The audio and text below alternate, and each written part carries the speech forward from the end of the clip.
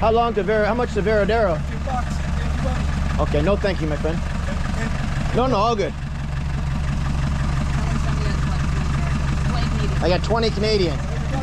Okay. Can I sit in the front? So there we were, standing at the end of our resort's driveway. How old is this thing? SPF 50 slathered on like war paint with one mission: get to Varadero. The method? Not a bus. Not a shuttle. Nope, something with fins, chrome, and soul. In Cuba, you don't take a taxi. You flag down a 1950s American legend on wheels. This wasn't just a ride, it was a time warp. A turquoise green 53 Chevy rolled up, shining in the sun.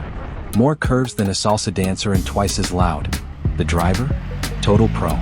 Rolled up slow, leaned out the window, and gave us a nod like we were old friends. Naturally, we had to barter. This is Cuba after all. If you're not haggling, are you even traveling?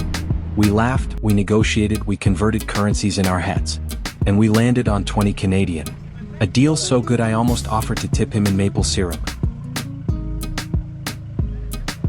Now let's pause because people always ask, why are there so many classic cars in Cuba? Well, after the 1959 Cuban Revolution, the US embargo cut off imports, including cars and parts. So Cubans? They became mechanical wizards. They kept their old American cars running for 60+ years. With parts from Ladas, tractors, Soviet boats, you name it.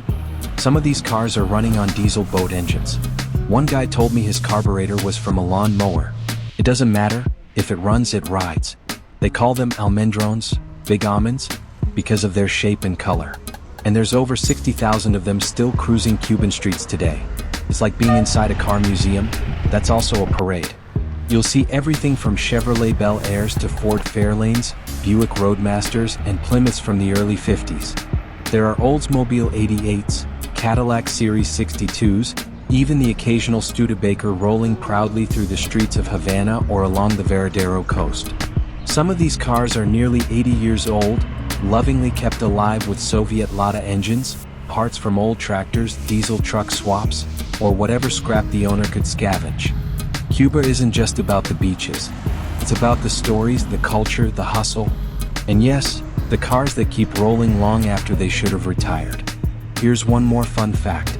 Cuba has over 3,500 miles of coastline, and some of the most stunning beaches in the Caribbean. Varadero Beach? 20 kilometers of postcard perfection. But sometimes the best part of the beach is just getting there. So next time you're in Cuba, skip the tour bus. Flag down something loud, something chrome, something that smells like nostalgia and horsepower. Because for $20, you're not just getting a ride, you're buying a story. And that's what we do here at Brad Morgan Adventures. We chase the good stories, on foot, by boat, and in a classic car with no seat belts, no airbags, but all the vibes.